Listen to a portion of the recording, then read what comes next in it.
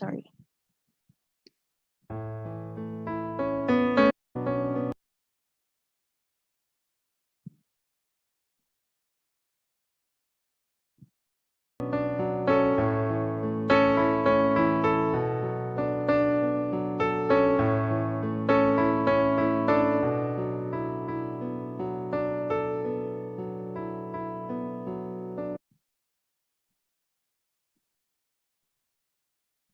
Ayaw niya mag-move.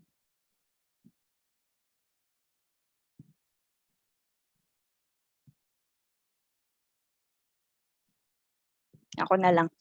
Lord God, maraming salamat po sa araw na ito na patuloy niyo pong ibinibigay sa amin. Salamat po sa magandang araw, sa kalakasan, sa talino po ng bawat isa pang maintindihan ng aming aralin sa maghapong ito. Salamat Lord God sa patuloy niyo pong pag-iingat sa amin. Lord, hinihiling po namin na sa maghapong ito ay kami po ay bigyan niyo po ng katalinuhan, pangunawa upang maintindihan ang mga i-discuss ko sa maghapong ito. Ganyan din po, lagi niyo pong ingatan ang bawat isa sa amin. Ito lamang po ang aming samot dalangin sa inyo sa matamis sa pangalan ni Jesus. Amen.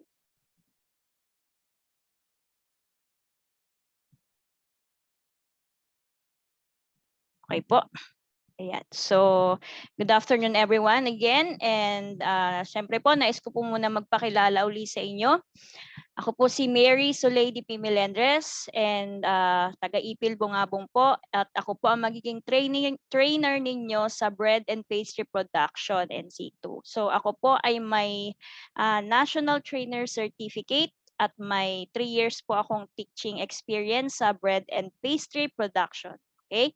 At inaasahan ko po sa inyong lahat ay maging active sa ating online class session, lalo na po sa mga activities po natin. At syempre po, inaasahan ko po na makakatapos kayong lahat sa training na ito. At gagawin ko po ang aking makakaya upang kayo ay maturuan at tulungan makapasa sa inyong assessment. Okay? At ngayon pa lang po ay congratulate ko na po kayong lahat. Ayan. So, syempre, meron tayong konting activity at nais kong malaman kung ano ba yung expectation nyo po sa training na ito at sa akin. Ayan, so meron po akong sinend na link sa ating chat box. Ayan, pa-check po ng inyo pong chat box.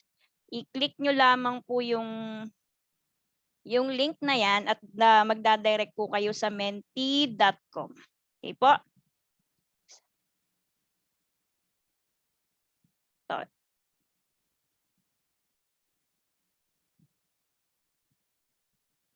na-click nyo na po.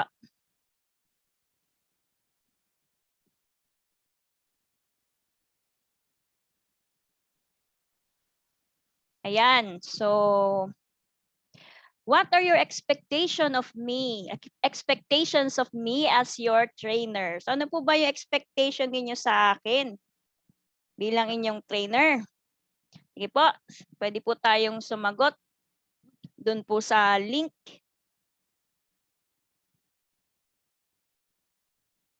Try nyo nga po, pindot po ng link para po makapagsagot po kayo.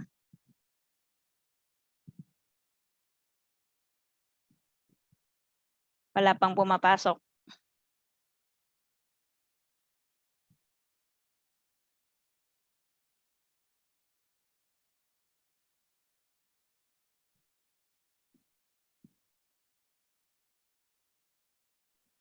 Sige po, type nyo lang po. Kung pwede po Tagalog, type lang po kayo dyan.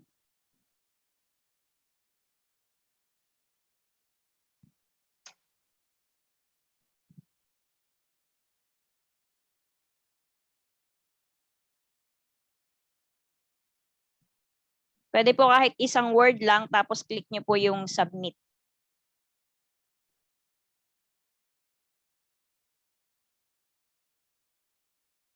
Yan, more knowledge to share. Thank you po. Mapagpasensya po. At malalaman po natin yan. Ano po? Magkakaalaman tayo kung gaano kahabang pasensya ni trainer. Char. Sige po, ano pa expectation ninyo?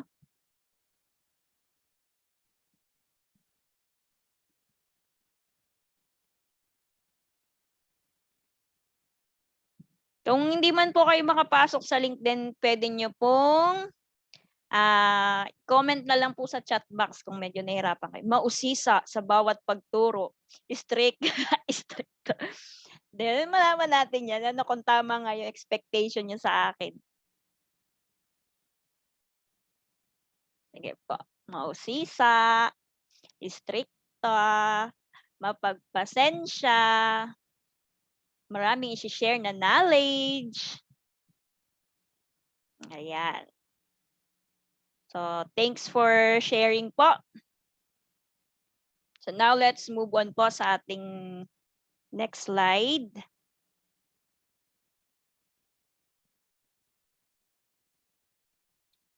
Okay.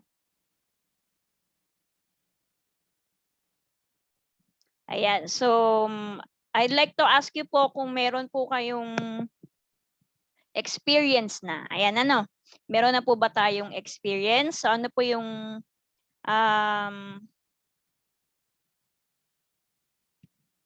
ayan, may mga experience na po ba kung kayo ay may karanasan na sa paggawa ng tinapay? Sagot lang po kayo ng letter A sa chat box.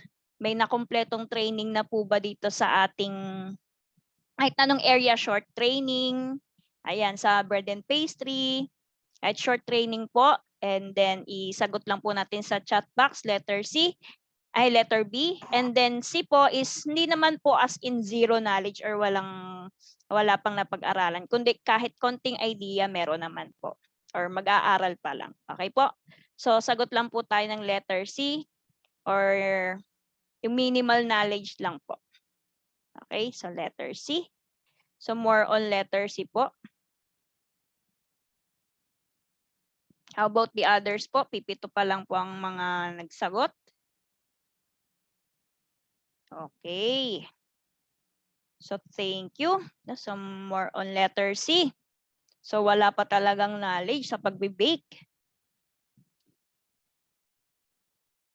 And now moving on to our next slide. So ayan, so ano po ba yung content ng ating competency? Ano po bang inaasahan na gagawin natin at matatapos sa training na ito? Okay, meron po tayong 4 na unit of competency. So, ay ano pala, 1, 2, 3, 5 pala, sorry. So, dun sa 5 po, kailangan nyo po yang sauluhin dahil yan po ay possible itanong sa inyo ng inyong assessor. Tandaan po natin ha, 5 unit of competency. 5 unit of competency, tatandaan po natin. Okay po. May isang nag-A, si Ma'am Charlene Muyo. Okay. Ayan, so ang unit of competency natin, number 1 is prepare and produce bakery products. So you will be able to prepare and produce bakery products katulad ng pandesal, ang mga monay, ganyan. Prepare and produce pastry products. Prepare and present gato, torts, and cakes. Prepare and display petit fours. And last is present desserts. So, itong competency number 1, number 2, number 3, at number 4, number 5. 1, 2, itong gato, torts, and cakes, petit fours, and dessert, parang isa na lang siya. Pinag-isa na lang. Kasi magkakasama na yan yung petit fours, yung cakes, at dessert. Kaya parang 3 lang yung unit of competency natin. Pero dapat sa ulo nyo po yung 5. So number 1, the first unit competency. Ayan. So ang unang core competency na ating pag-aaralan ay ang paggawa ng bakery products o tinapay. So dito po, gagawa po tayo ng pandesal, ensaymada, soft roll, at kung ano-ano pa. So learning outcomes po, at the end of this training, so you must be able to prepare bakery products, decorate and present bakery products, and store bakery products. So now, let's discuss the baking tools and equipment. So syempre, you need to be familiarized sa mga tools and equipment na mga kailangan nating gamitin. ano ba yung mga uses nito, yung functions nito. Okay? So first, so the learning objectives is to identify the tools and equipment used in bread making, know the uses of baking tools and equipment.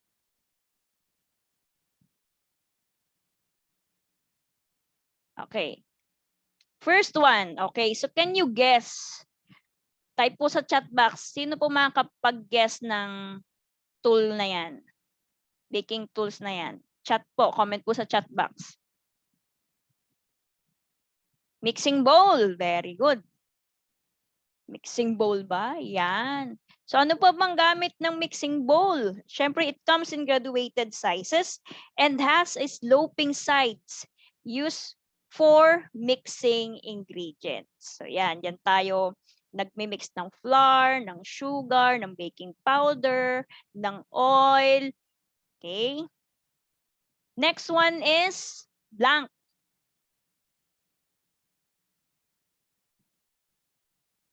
Next po, ano po ang tawag dyan? Anyone? Comment lang po sa chat box. Sabi po ni Sir Maynard, rolling pin. Very good. Let's see if that's correct. Rolling pin. So it is used to flatten or roll the dough. Ayan. So pag gagawa po tayo ng pizza, yan, ng mga, tawag dito, ng mga, sa mga ano natin, pagpa-flatten yan, rolling pin.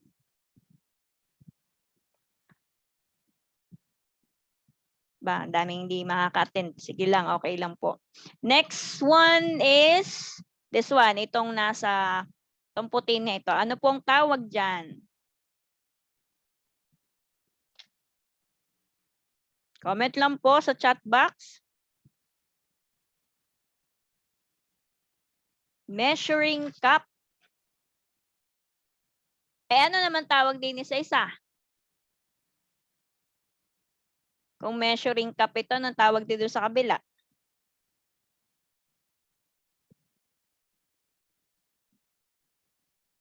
Anong tawag din sa may oil? Anong tawag dyan?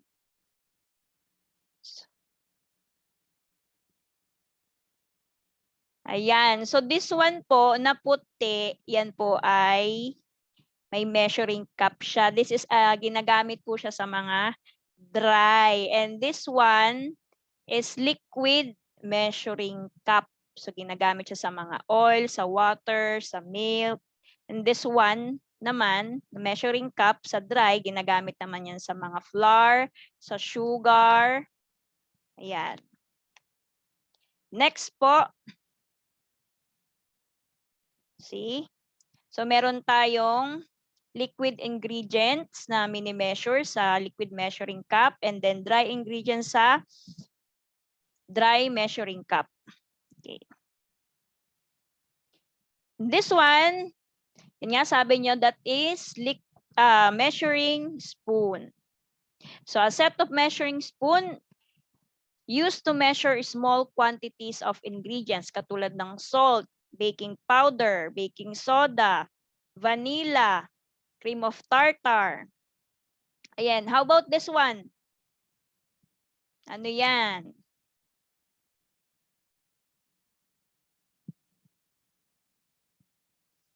Pan, baking pans. What particular pan?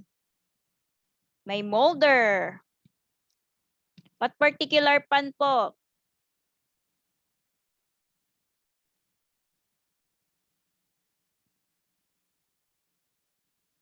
Okay, so let's see.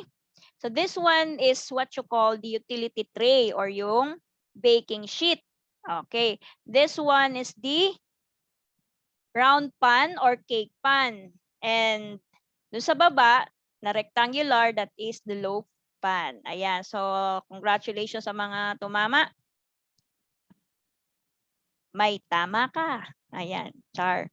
Next one is the cooling rack. Ayan po. So dito po natin, it is used to cool down baked products. Kapag po kayo ay nagluluto na, after po na maahon nyo po yung inyong tinapay sa oven, dyan po natin siya ikinu-cool down. So para mag-circulate yung air doon at madali siyang mag-cool down.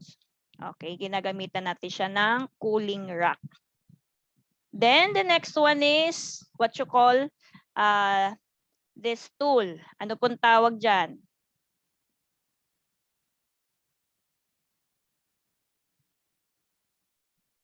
Yung panghati ng, iba pag sa mga do, anong tawag dyan?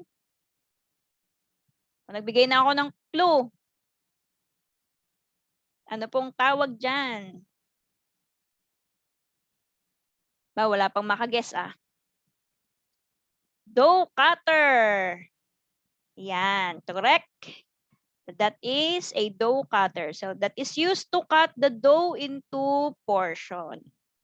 Pag gagawa na tayo ng soft roll, tinapay, yan. So malimit natin gamitin yan, dough cutter. Then how about this one, the left and the right?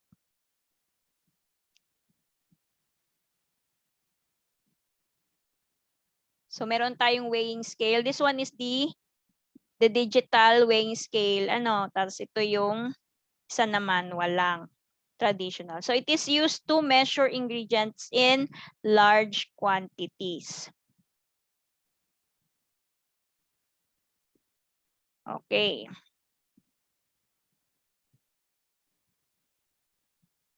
How about this one? Yan. Ano naman yan?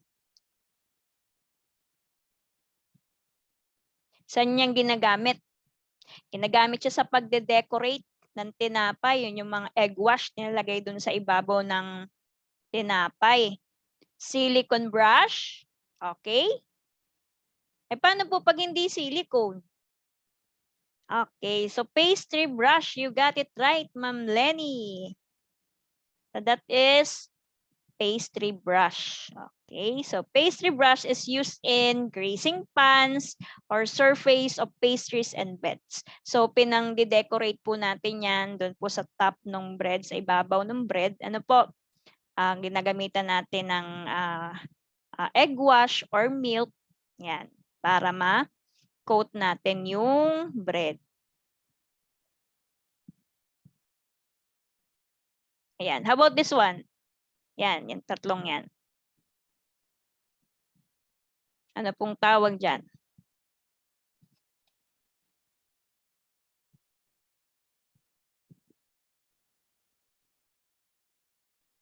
Pangsala. Kasi bago tayo mag-start, kailangan sasalain, di ba? Yes po, flour sifter. Ayan, ba daming mukhang meron na tayong valedictorian na.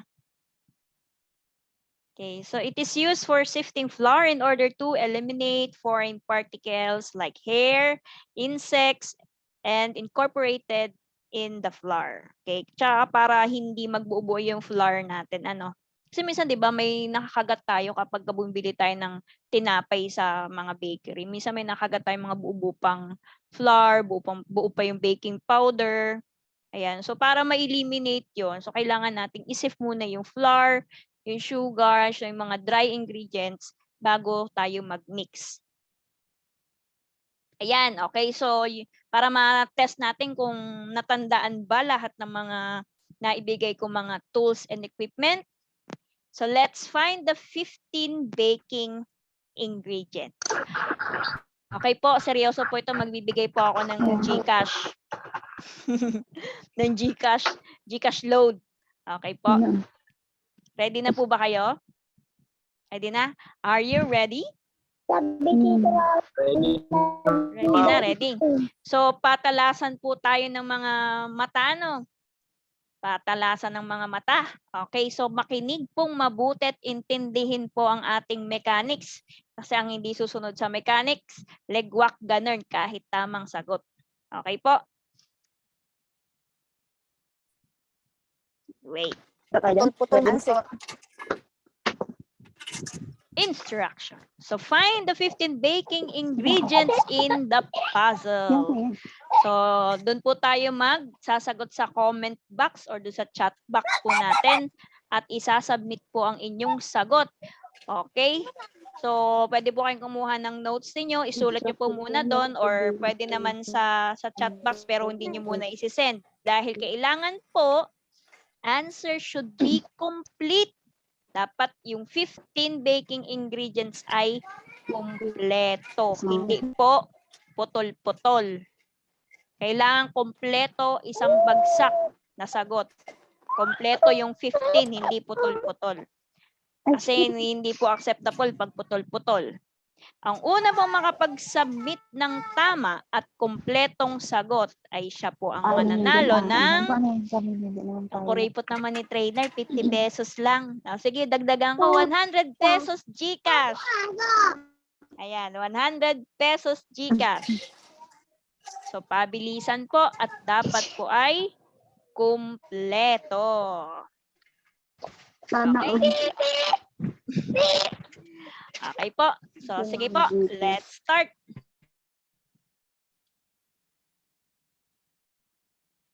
Baking ingredients po yan ha. Baking ingredients.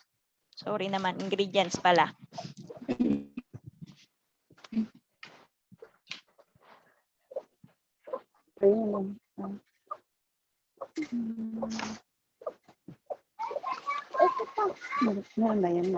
Margarine.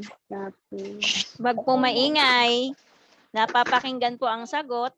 Pakimute po.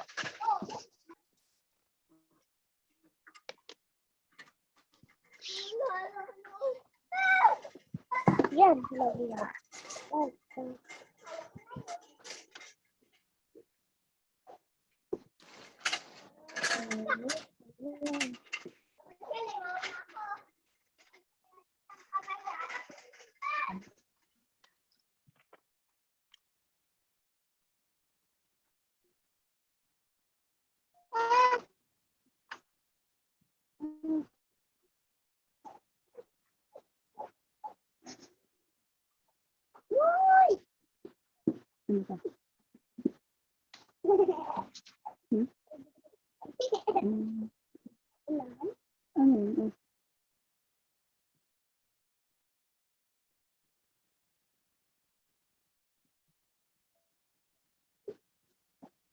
May time.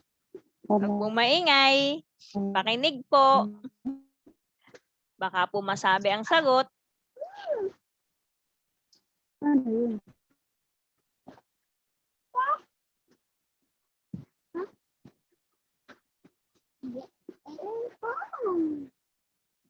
Hindi niyo ba makita?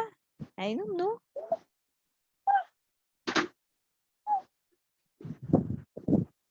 Ingredients po.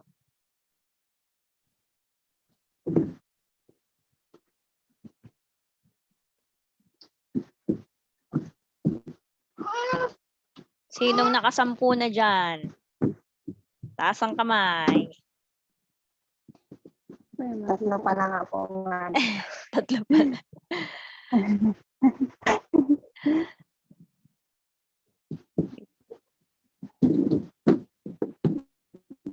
Kaya pa.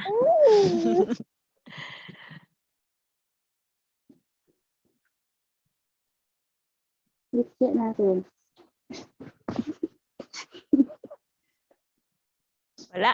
Mukhang wala akong bibigyan ngayon ah. Nakakagyan ng pera. Nakakaduling, ma'am. Nakakaduling naman, ma'am. Anim na ma'am. Anim na. Pwede, ma'am. Sino ba nakakasampu na?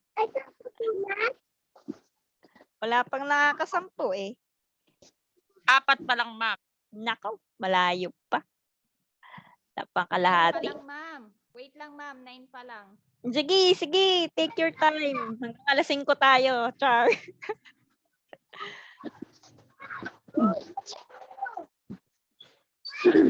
I-zoom in nyo po yung inyong screen. Pwede nyo i-zoom yan para mas malaki.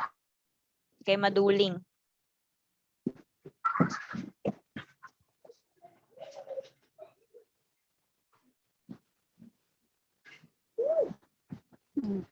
Hindi ko din makita eh. Ako gumawa, hindi ko din makita.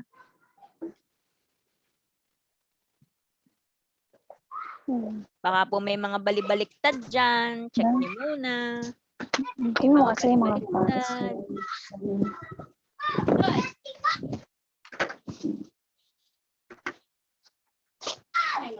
O, sige, taasan natin. 150. Pag kumpleto, 150. Pag kumpleto ha, 15 ha, 150. Gising tuloy yung anak ko.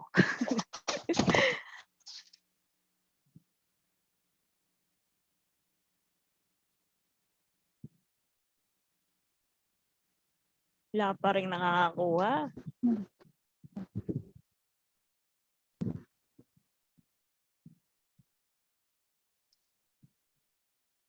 Hello.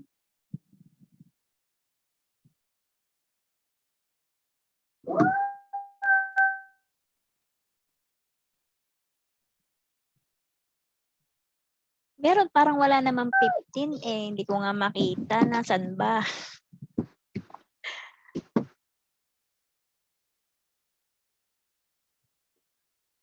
Naduduling na po ba kayo? Hindi nyo makita. Yan lang eh. Wala yata mananalo ngayon. Sige. Hanggang ano tayo? Chihuahua kasi. Hanggang alas 5 maghahanapan. Yan. Ayun yung isa sa taas. Andun yung isa sa gitna. Yung isa'y nasa bandang baba. Sa gilid.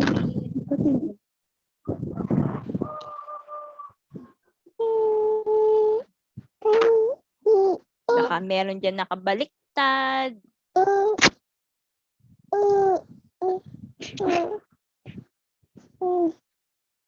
Sirit na? Sirit na? Wala makakuha ng 150? Ma'am, Hindi, ma'am. Mamaya na, ma'am. Oh, sige, sige. konti na lang, ma'am. Sayang yung Konting-konti na lang. Ah. Sige, sige, sige. Akala ko wala na akong kausap eh. Kasampu na. Sige. Push.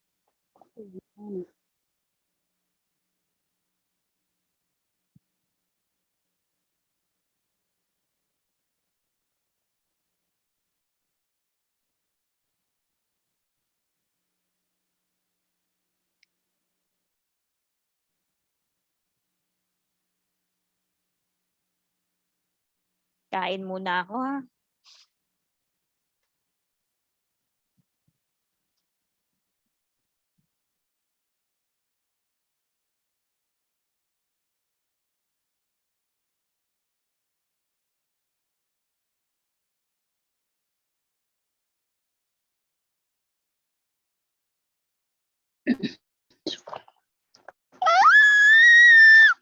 Ito na, sir.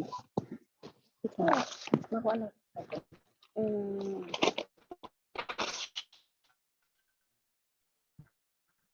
Ito sa ito na. Dito ko na.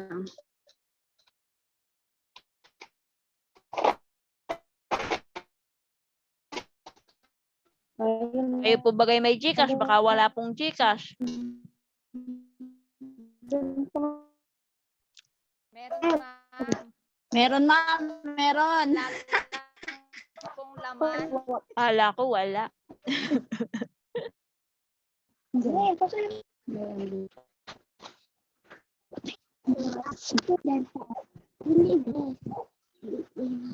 Milk.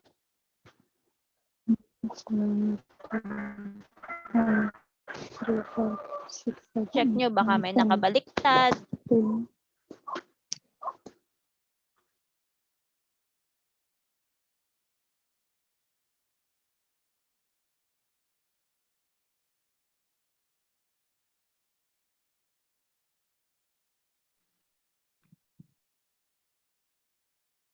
Last 4 minutes. Last 3 minutes. Ang bilis ni Mama. Kasi 3:47, naka-exactly 3:50. Ilan ba ang kailangan?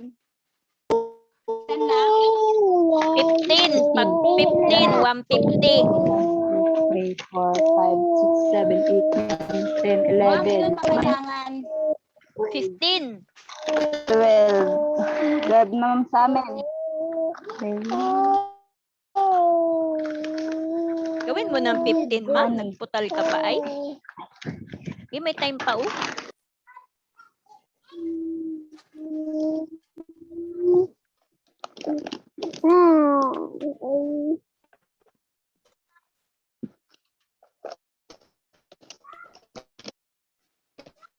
Ingredient ka pa? Baking? Maingay. Alin?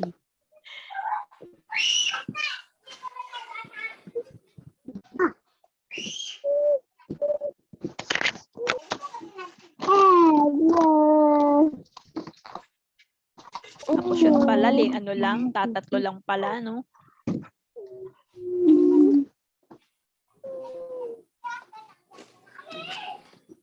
Pwede na ka, ma'am, isend? Last 2 minutes. Opo. Kasi, Pag kumpleto na po, ha? Pag kumpleto na. ilan po ba? Ay, 15 pala, ano? Walang sabi. Pala.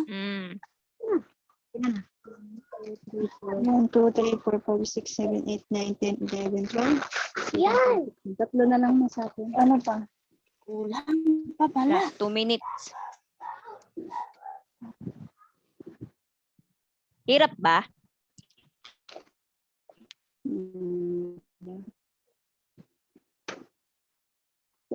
Ito, meron ka lang pa. Ito na mama ko. Hindi ko din makita eh. Ma'am, babalato na lang sa mananalo. Babala, 150 hati kayo.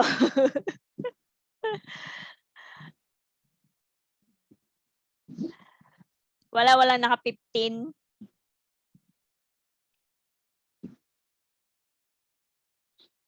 Ma'am, wait lang. Humahabol pa. Sige.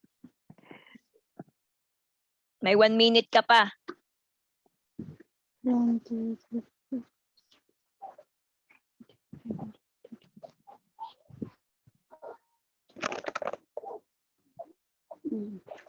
Ako nga daw nakatingin sa...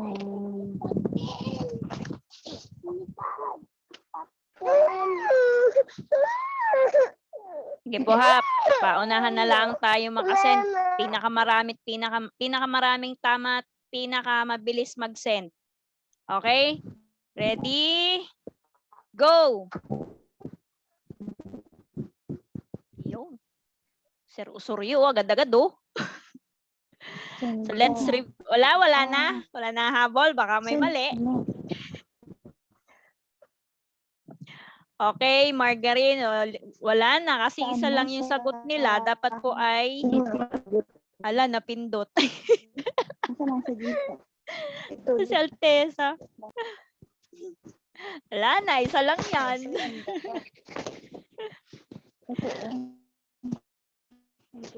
Wala na nga habol. Baka may mali. 1, 2, 3, 4, 5, 6, 7, 8, 9. Kay Ma'am Lenny. 1, 2, 3, 4, 5, 6, 7, 8, 10. Kay Ma'am Giselle. Okay? So, yung mga natitira, let's see the correct answer.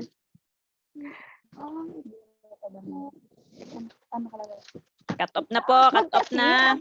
So, let's find out. Yan na. 1, 2, 3, 4, 5, 6, 7, 8, 9. Ay, dalawa pala yung oil. 1, 2, 3, 4, 5, 6, 7, 8, 9, 10, 11, 12, 13, 14. 14 lang pala. Doble lang tingin. Okay, so check natin yung nauna kay Sir Maynard. Margarine, check. Vanilla, check. Milk, check. Salt, check. Butter, check. Water, check. Oil, check. Soda, walang soda. Sugar, check. Chocolate, Baking soda. wala dito ang chocolate. Flour, Kasi chocolate. Check. 1, 2, 3.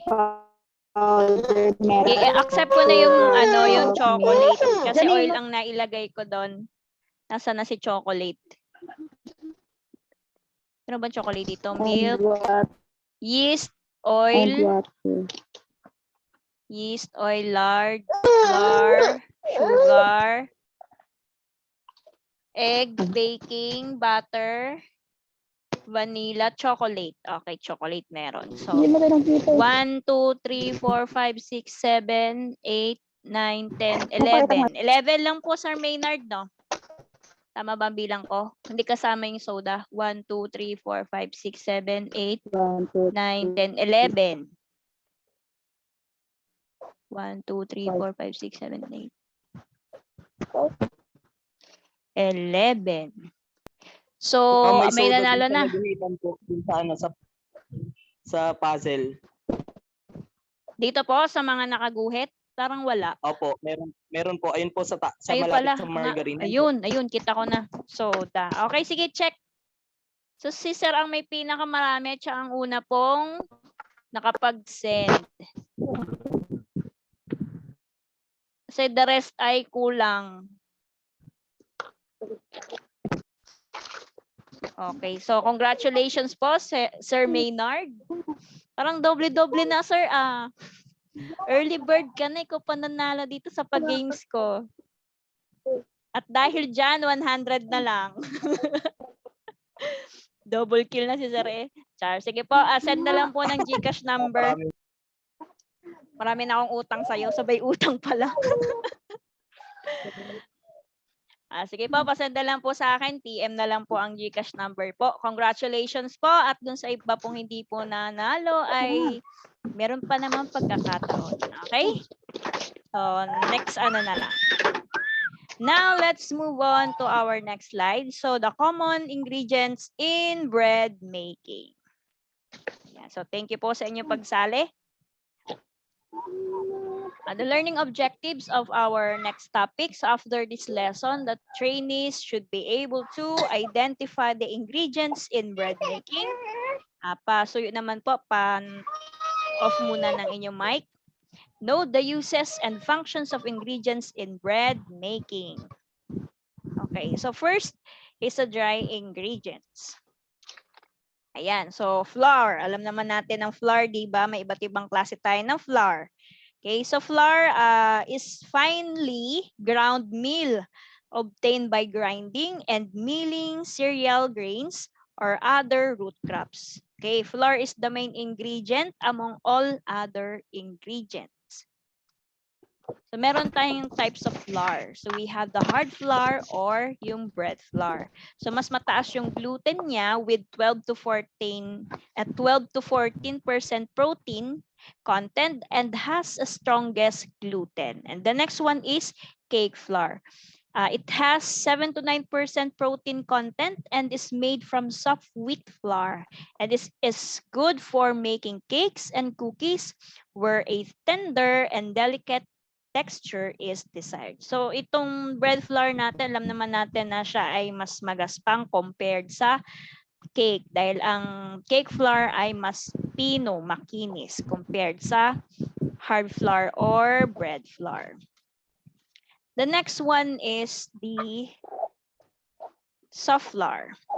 So it is comparatively low in gluten and so results in a finer texture. So yung soft flour is usually made into cake flour and pastry flour.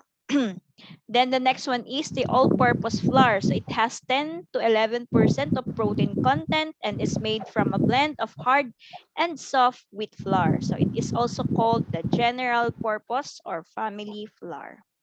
Next, so what are the uses of flour? Of course, it provides structure, texture, and color to baked products. It provides nutritive value to baked products and used as thickening agent and used as binder of food, and it is used in stiffening agent in laundry. Diba sa mga katsa natin, ginagamitan yan para mas tumigas siya. Ayan, pasuyo po, pamute po ng mic. Ayan. So, syempre, dapat yung flour natin, when it comes to flour storage, ano po, dapat po ay nakaseal siya sa isang container at sa isang cool dry location or place. So kapag kasi nakabukas lang siya, halimbawa nakalagay lang siya sa plastic na bukas, so yung ano niya, yung quality niya bumababa din. Wait lang po. Magcha-charge muna. Nagbabadya na.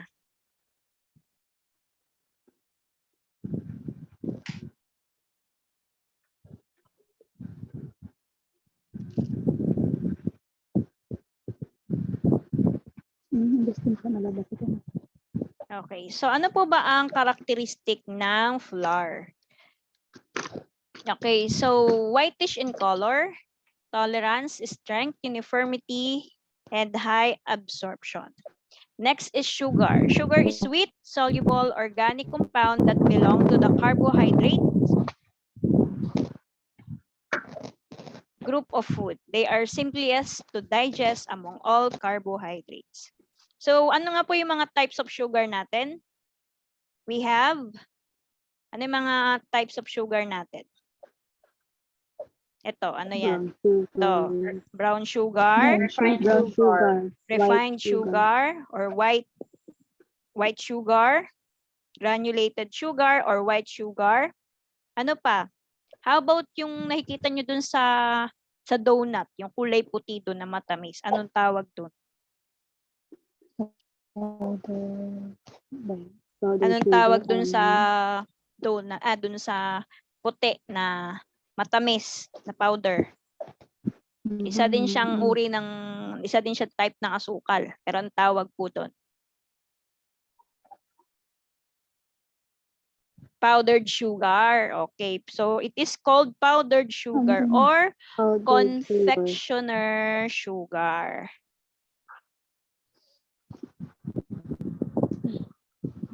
Sana ayaw kumibo. Ayun. So, regular or granulated sugar or white sugar. Ito po yung confectioner sugar or yung powdered sugar.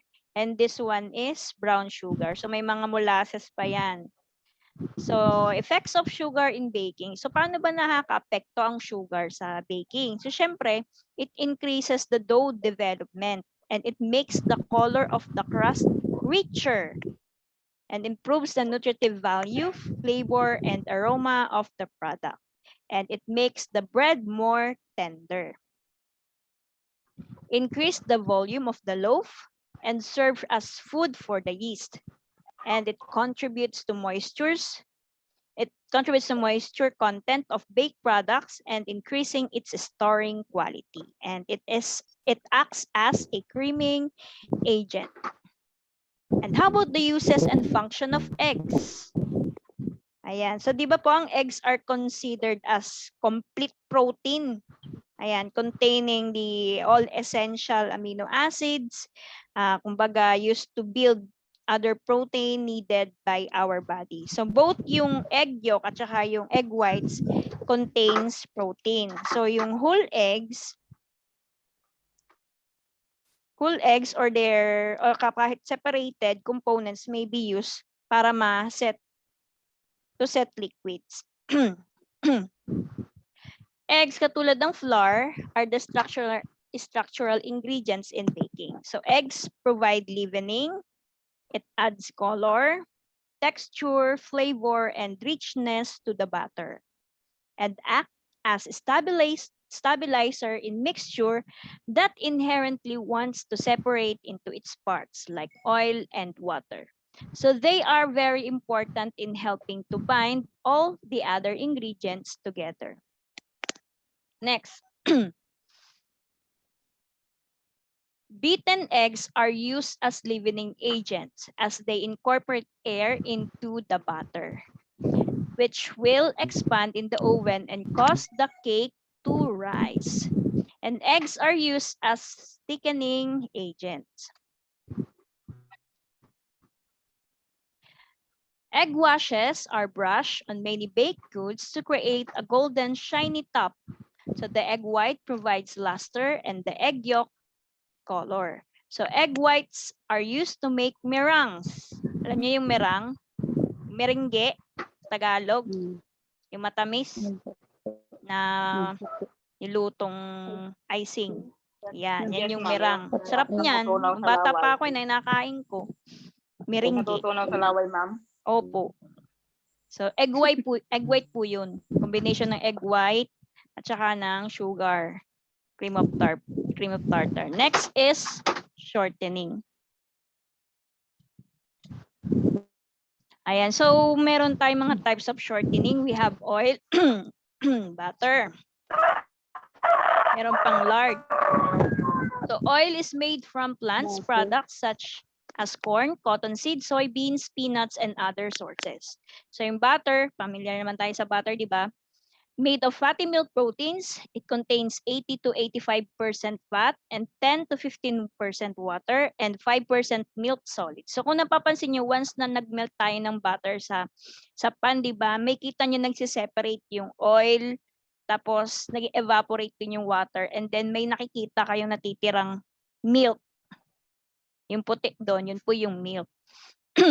So when used in baking, it contributes flavor and tenderness. Next one is margarine. It is made from hydrogenated vegetable oil, and it contains 80 to 85% fat and 10 to 15% water and 5% salt.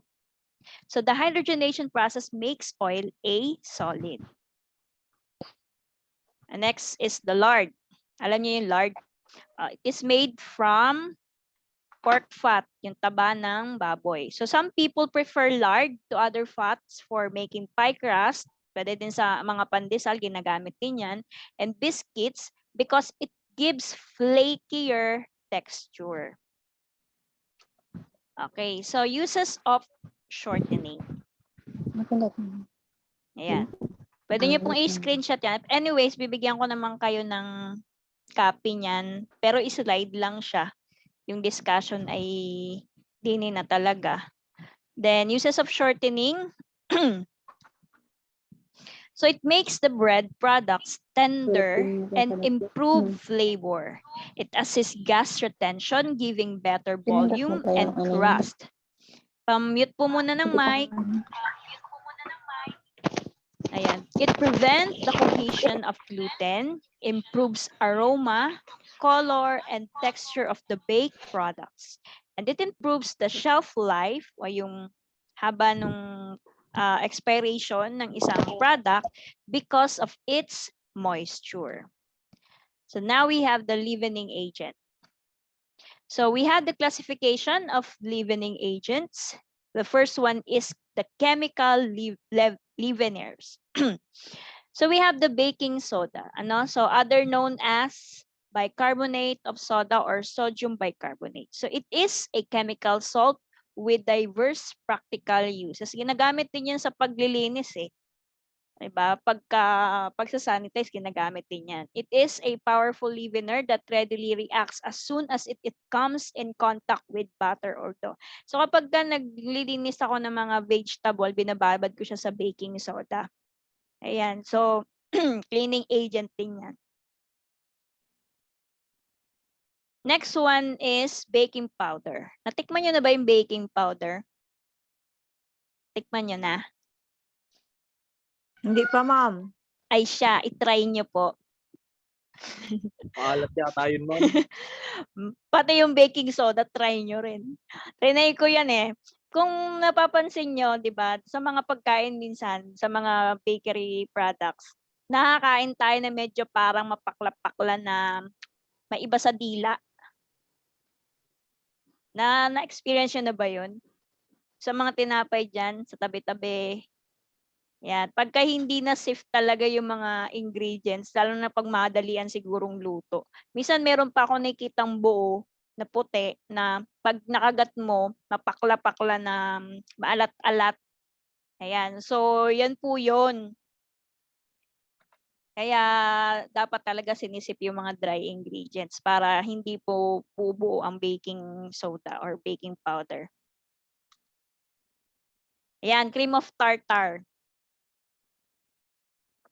Ayan, it is used in whipping of egg white to stabilize them and allow them to reach maximum volume. So, mas maiintindihan nyo po talaga yung uses at yung function po talaga ng cream of tartar once na nag-face-to-face po tayo.